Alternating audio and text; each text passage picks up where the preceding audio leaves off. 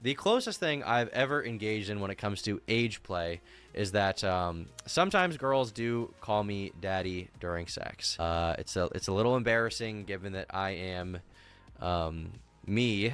I accept that it's something people are going to see as a little bit strange.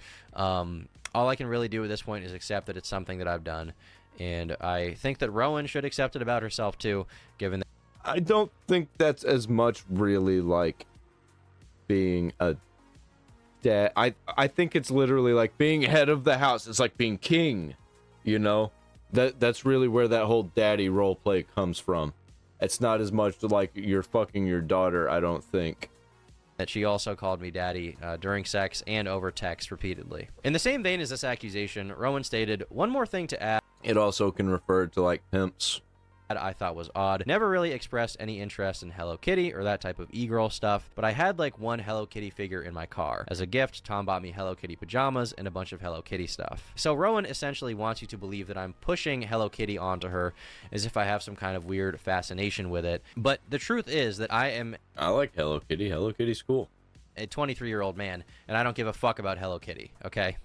The only reason I bought her anything Hello Kitty themed at all, which was once, by the way, was because she frequently expressed interest in it. Here she is sending me a photo with a Hello Kitty figurine next to her printer. Here she is sending me a photo with a hand-drawn and colored Hello Kitty image on her wall. Yeah, she made these herself. Here, in regards to her decorating my room, she says, "No Hello Kitty?" with a frowny face, and I say, "Correct." And something interesting about these texts is that she shows that she has a poster Yeah, of it seems like everything that she's saying is all just projection. movie Lolita on her wall. I wonder what the movie Lolita could possibly be. Yeah, I wonder. I know about that movie. Anybody else know about that movie? I know all the history behind that, and it's not good. About. This film is about a middle-aged professor who is sexually attracted to adolescent girls he calls nymphettes. He rents a room in the house of a young widow to get closer to her 14-year-old daughter, Dolores Hayes Lowe, whom he calls Lolita. Obsessed with the girl, he eventually gains control over her after he takes her cross-country with him. Rowan even says that I should watch this movie, to which I reply that I feel like it's a movie adult men aren't supposed to see. In this next screenshot, Rowan asks me, if I start dressing like a weird Hello Kitty e-girl, would you still fuck with me? And I replied, no. And I think this is how it started with Hollywood. I think it was people like this who were kind of freaky. But then whenever you have unlimited power, unlimited money, unlimited access, that's when you get into like weird satanic sexual rituals where it involves like entrails of children and things like that. It's so fucked, man. These people are fucking insane. All of them. Nope. Get rid of that sexual degeneracy. Don't have it in your life.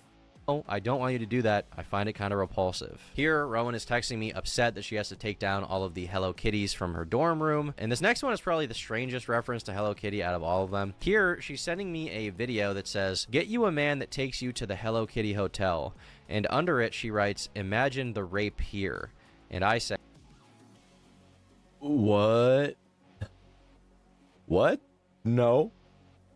Yeah, that's immediately right there. He should have been like, all right, it's do or die. I will not imagine. Now, with some of the more insane projections and lies out of the way, I'd like to get into some strange details that Rowan also decided to lie about for whatever reason she may have. One thing that a lot of people pointed out that's strange is that Rowan had taken a photo of us matching on Tinder before we met in person. Yeah, I took a picture of a match because I could kind of tell there was like something weird about this guy. Like I didn't know if he was famous or whatever, and also I did that to other people as well on Tinder.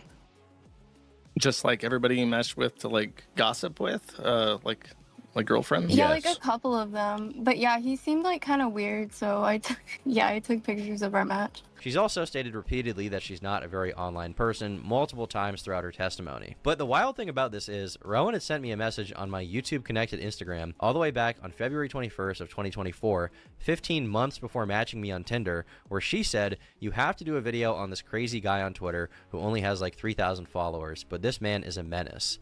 Yeah, she 1000% was a fan. I think she just had a fetish. She got obsessed because she's retarded.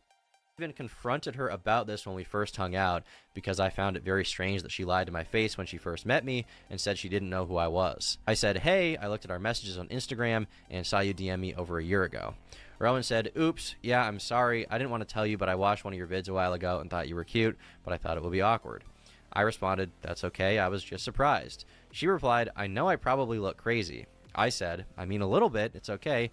I just wish you told me, that's all. She answered, I didn't want to because I thought it would be weird. I'm sorry. Kinda lied about some stuff. I was like a niche internet micro celebrity on Twitter for a little bit too.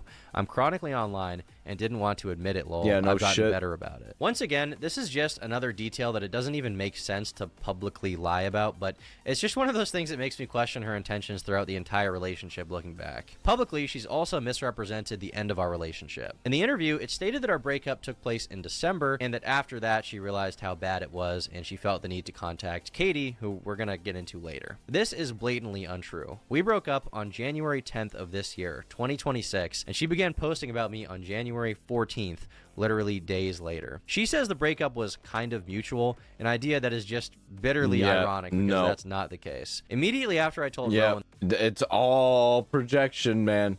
All projection. that I wanted to break up with her, she began threatening. She's a narcissist and she had to look good in all of this.